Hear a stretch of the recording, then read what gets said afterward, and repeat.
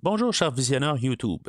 Le balado que vous êtes sur le point d'écouter a été construit pour être une expérience audio seulement.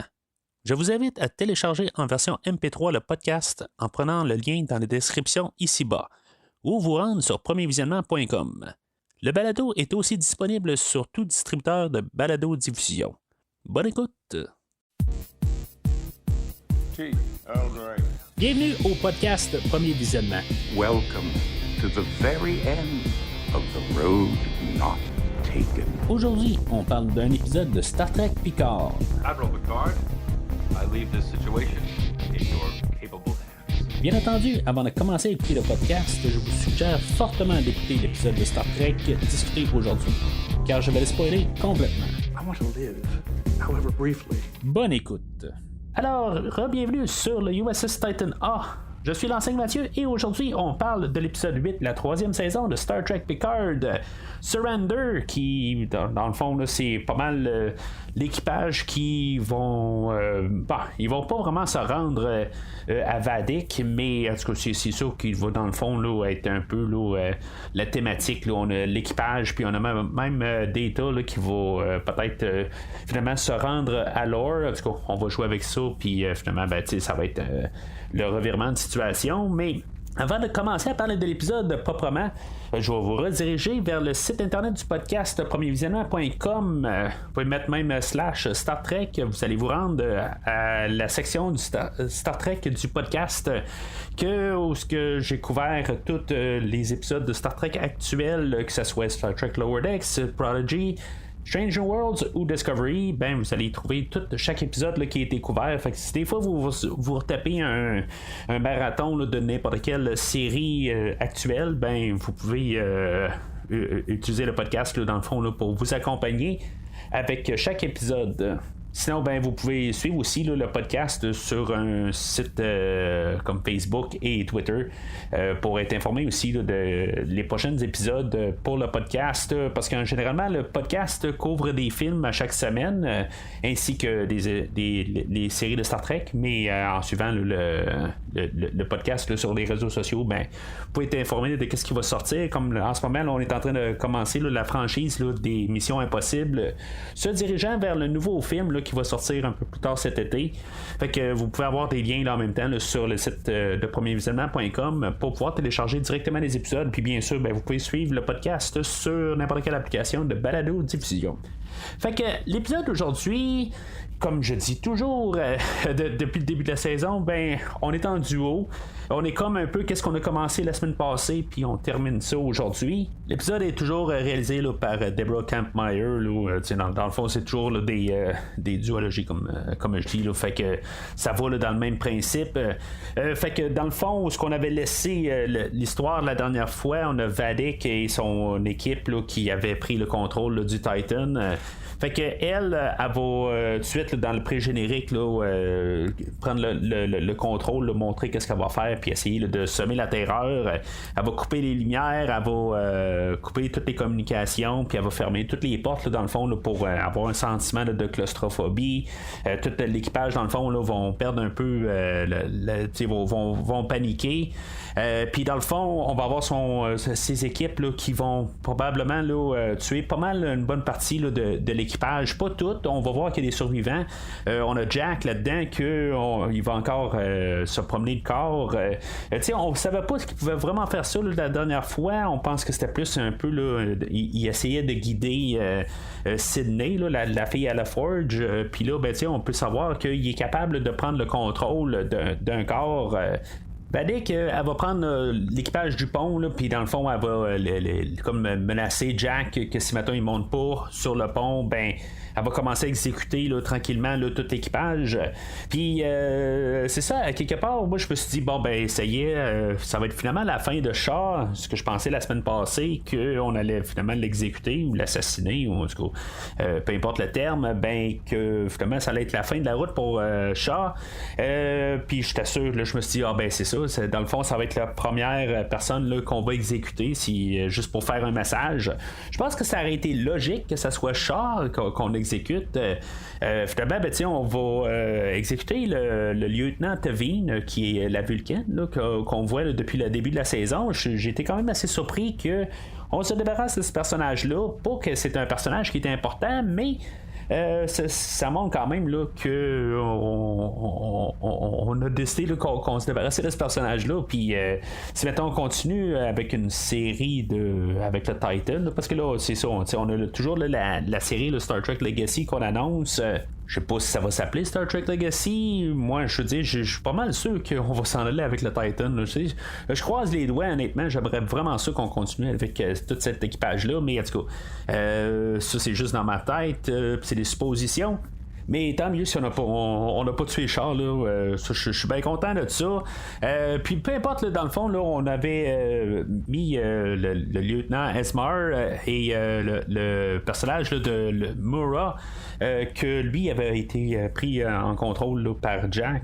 Puis dans le fond, là, c'est pour ça que Vadik s'est un petit peu emballé.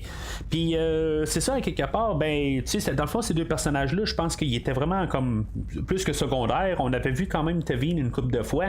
Puis, tu sais, je les avais remarqués quand même, là, les deux personnages là, que je parle, mais je pense que ça a eu un petit peu plus d'impact. Je pense le fait là, qu'on a utilisé Tevin, tu sais, c'était juste correct quelque part. Tu sais, je suis pas comme tout d'un coup, là, je me dis, ben, qu'est-ce qu'on va faire pour le restant de la suite? Tu sais, j'ai pas été sous le choc, mais dans les trois personnages, ben, tu sais, dans le fond, c'est celui-là qui a peut-être eu le plus d'impact. Là. Fait que pendant ce temps-là, ben, on va aller sur le Shrike. On va revenir un peu à l'histoire là, sur le Titan, un peu plus loin. On a finalement le lieutenant Troy, en tout cas, elle n'est plus lieutenant, là, mais en tout cas, le personnage de Troy qui revient enfin en chair et en os. À la série là, Picard, on l'avait vu dans la première saison, mais c'est ça, je pense qu'elle avait juste apparu un épisode, contrairement à Riker qui avait apparu pendant au moins 2 épisodes. Mais c'est ça, à quelque part, c'est le fun un peu de revoir ce personnage-là qui revient. Honnêtement, je trouve que on lui donne un peu de temps, un petit peu juste pour s'en placer un peu, puis qu'on ait des retrouvailles, à discuter avec Riker. Puis ils vont parler là, de leur enfant Thaddeus qui est décédé, puis dans le fond ils vont juste rester leur fille Kestra si mettons il meurt à bord du Shrike. Ils vont dire qu'ils ont envoyé un code erroné là, dans le fond là, qu'ils n'ont pas succombé là, aux menaces là, de Vadik, puis dans le fond là, ils sentent dans le fond là, qu'ils vont être exécutés, puis ça va pas mal finir là. Sinon ben que il se passera ce qui se passera. Ils vont être secourus finalement là, par Worf et Raffi. Dans tout ça, je me dis, est-ce qu'il y a quelqu'un qui va être un changeling rendu là? On nous a établi ça dans les derniers épisodes. On avait eu Tuvok que lui il s'est transformé finalement. On s'est rendu compte que c'était pas notre bon vieux Tuvok. Puis là je me suis dit, ben est-ce que ça pourrait être une copie de Troy? Puis par ça quand Worf arrive, Raffi est pas avec lui. Fait que là je me dis, oups, c'est un peu, est-ce que c'est Worf qui est un changeling dans cette scène là? Puis en tout cas, finalement ben je verrais pas qu'il y ait un personnage là qui joue le changeling là, depuis un bon bout. De toute façon, quand ils vont tous se réunir un peu plus loin là, ils vont parler là, de leurs sentiments et des affaires de même là. Fait que ça me surprendrait bien gros là, qu'il y ait une genre en guillemets une taupe là-dedans. Mais pour finir avec Riker et Troy, ils vont dire là, que l'endroit qui habite là, sur la planète d'Apente, que dans le fond ils n'aiment pas ça, ils sont allés là, pour Thaddeus, puis dans le fond ils sont pas très très heureux là, puis que dans le fond ils vont vouloir déménager de là. Je pense que c'est juste un petit peu une construction de personnage, juste pour dire que dans le fond là, on a comme un peu englobé là, leur histoire, puis qu'ils vont pouvoir être heureux par la suite là. Dans le fond on a trouvé un petit peu n'importe quoi là. Sinon ben tu sais que ça ne lui dérangera pas de partir là, peut-être là, pour une série là, de Star Trek Legacy, quelque chose de même. Là. Ça, je sais pas, quelque part. C'est toutes des suppositions là, à cette étape-ci. Puis là, ben, c'est ça, quand ils vont retrouver Raffi, finalement, ben, on va voir le corps original là, de Picard, que dans le fond, ils ont extrait qu'est-ce qu'ils voulaient prendre. Dans le fond, on va comprendre qu'ils voulaient juste prendre vraiment là, le syndrome là, rhumatique, puis dans le fond, ils vont faire quelque chose avec. Puis c'est pas mal sûr, dans le fond, on va savoir plus qu'est-ce qu'ils vont faire là, au prochain épisode. Puis là, ben, c'est ça, dans le fond, à rebord du Titan, on va voir Data qui, lui c'est pas mal là, leur porte de sortie pour pouvoir reprendre le contrôle. Sauf que le problème de Data en ce moment, ben, c'est qu'il y a comme un problème de personnalité avec Lore, que Lore, lui, son programme est capable de prendre le dessus sur Data. Fait que dans le fond, là, aujourd'hui, on va avoir plus peut-être une histoire intime un peu avec Data aussi. Lui, on va y en tenir un peu là, le spotlight pour son grand retour. En même temps, de fermer les histoires qui ont été ouvertes là, dans la série là, de Next Generation.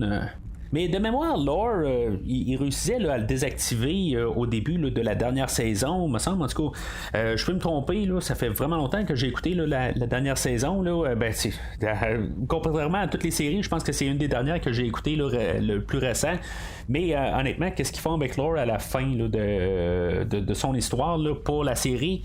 Je me rappelle pas, là, mais de mémoire, il l'avait désactivé là, pour qu'il n'y ait plus de problème avec. Mais en tout cas, ils peuvent le réactiver là, éventuellement peut-être. Puis là, ben, c'est ça, dans le fond, on va avoir des mémoires de Data. Il va passer quelques petites affaires, une statuette où il y avait un hologramme là, de Tasha Yar, des choses pour ramener. Là, dans le fond, je n'avais parlé un peu au dernier épisode, ce serait le fun qu'ils trouvent une manière de ramener là, Tasha Yar, puis je pense que c'est un peu une manière de la rapporter là, dans le fond là, pour que ce soit elle. On voit un jeu de cartes pour rappeler là, que Data jouait aux cartes là, sur l'Enterprise Day, puis quelque chose que j'avais comme que je pensais plus dans le fond là, dans ses mémoires, ben son chat Spot, que dans le fond il a comme disparu après le film là, de Generations, qui était tout content là, de retrouver là, dans les débris là, de l'Enterprise Day. De mémoire, on retrouve pas Spot dans les 3 derniers films là, je peux me tromper là, je suis pas un maniaque de chat non plus, j'en ai déjà eu, mais je suis pas fan pareil. Surtout parce que j'ai une grosse allergie, là, fait que vous n'êtes pas obligé là, de détester le podcast parce que j'aime pas les chats nécessairement, c'est juste parce que je deviens rapidement là, avec le nez coulant, puis en tout cas c'est une des allergies que j'ai, quoi.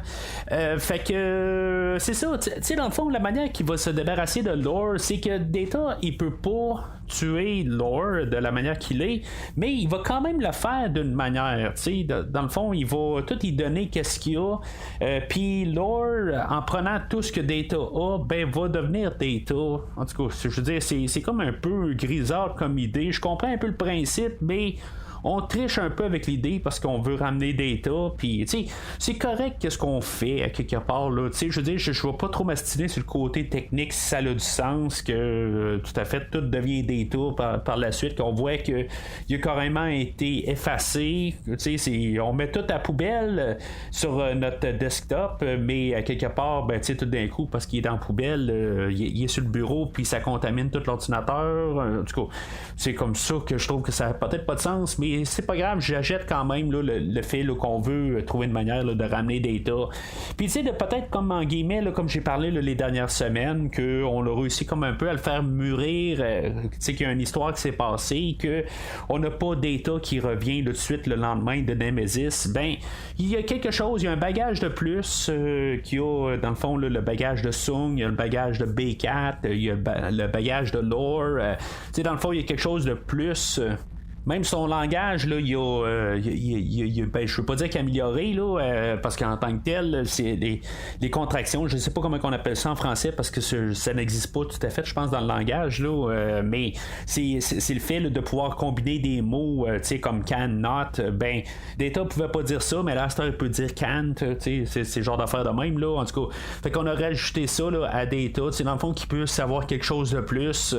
même pouvoir avoir une scène aussi avec Data et Geordi, ben je pense que ça a ajouté quelque chose un petit peu là, à ça, là, à la nostalgie et tout ça. Là, c'était bien le fun là, de voir un peu là, le retrouvail là, de ces deux amis-là. Dans le fond, là, c'était pas mal le duo entre de Data et de Geordi. Là, c'était pas mal les autres qui se tenaient ensemble. Fait que Jack a réussi à remonter sur le pont, puis dans le fond, il les avait comme menacé, là, il avait menacé Vadek qu'il allait faire sauter le pont, en disant que bon, peut-être que ça allait pas tuer Vadek, mais que dans le fond, en faisant sauter la bombe, ben ça pouvait le faire sauter.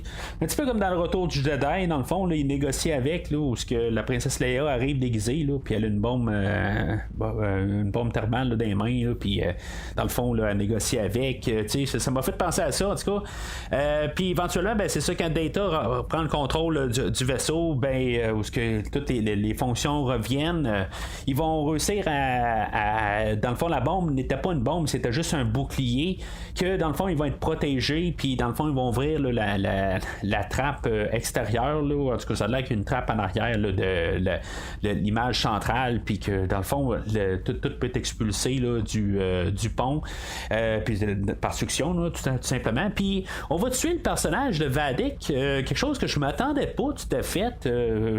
On va même se rassurer que vraiment le personnage de Vadek est mort.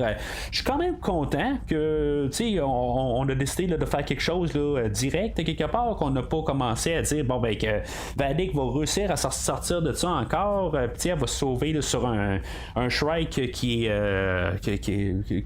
impuissant là, quelque part, qui est juste encore en panne. On va même détruire là, le Shrike. Dans le fond, on a pas mal réglé là, cette histoire-là.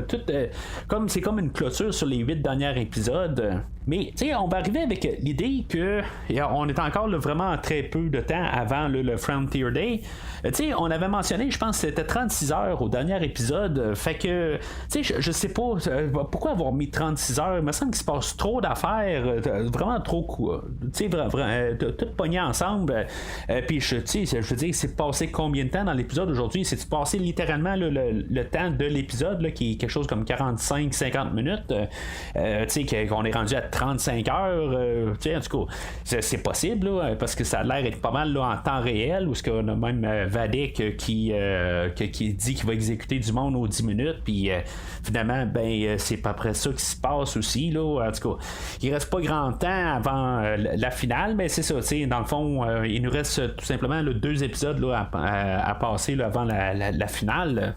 Fait que c'est sûr que c'est une série là, qui est très nostalgique, puis finalement de revoir tout l'équipage alentour d'une table, c'est quand même le fun de voir ça là, en tant que fan là, de la série de Next Generation, là, pas la série originale, là, même si je suis fan de la série originale, là, mais vous comprenez ce que je veux dire, en tout cas de revoir là, tous les personnages là, qu'on a, bien sûr Picard, on a Riker, on a Worf, Troy, Crusher, puis Geordi et bien sûr Data. Fait que tout le monde est là.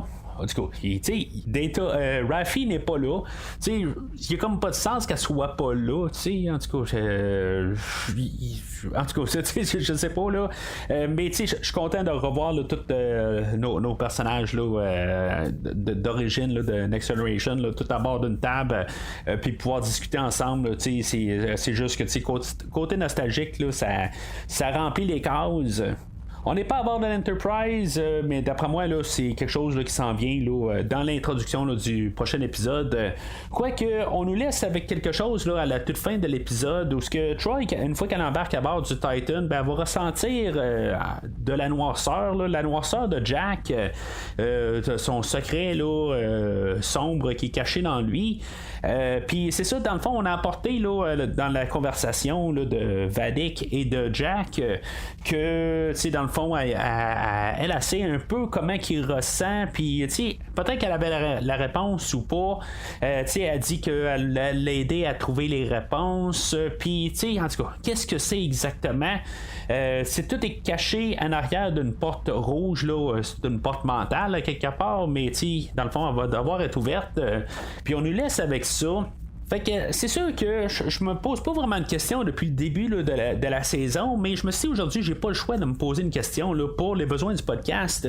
Qu'est-ce qui est en arrière de la porte? Bon, ok, là je me suis dit, bon, ben, on utilise des affaires niaiseuses comme peut-être le retour du général Chang, que, tu sais, quelque chose que j'ai pas parlé au podcast, que j'ai découvert, puis je vais dire tout de suite, je l'ai découvert par un autre podcast en écoutant là, eux autres, qu'est-ce qu'ils disaient là, sur, je me rappelle pas quel épisode, là, l'actrice qui fait Vadik, ben c'est la fille à Christopher Plummer qui faisait le général Chang dans Star Trek 6.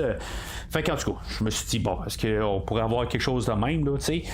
Je me dis, le fait qu'on cache ça à la toute fin, ben, c'est peut-être une raison que, tu sais, que c'est quelque chose qu'on va connaître.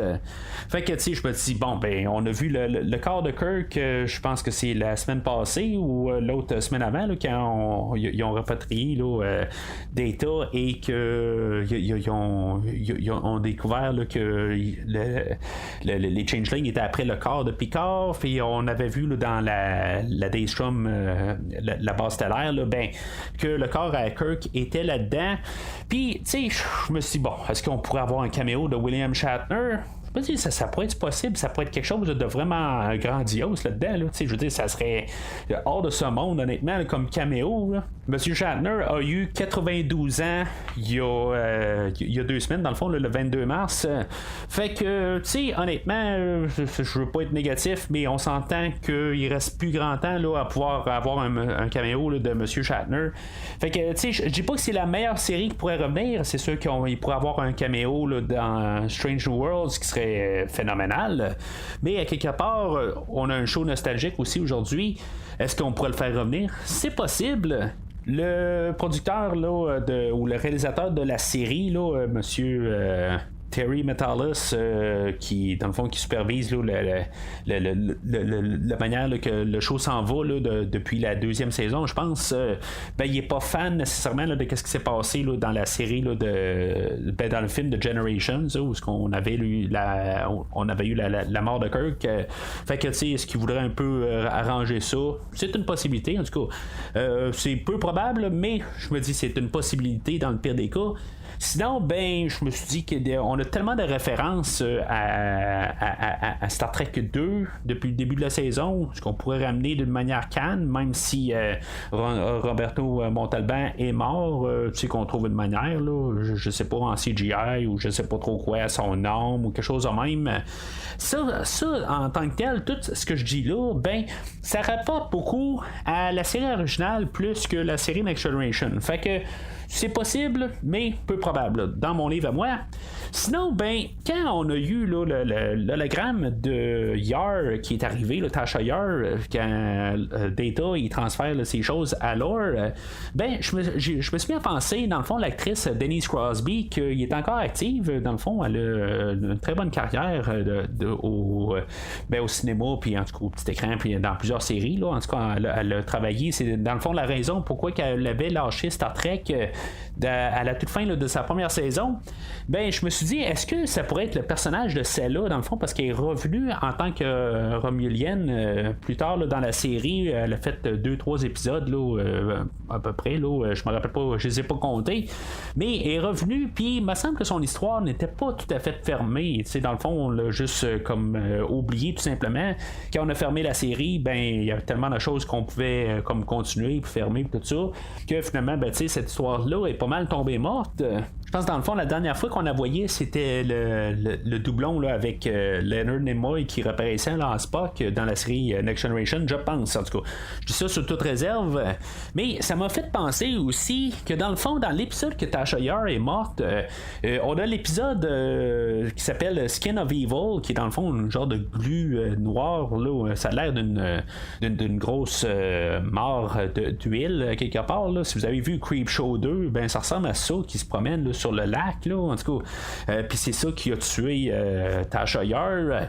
Puis ça m'a fait penser un petit peu, est-ce que en arrière de ça pourrait être cette créature-là qui a été laissée là, sur cette planète-là, dans le fond abandonnée. Ils ont mis là, tous des messages alentour de la planète pour que personne atterrisse sur cette planète-là.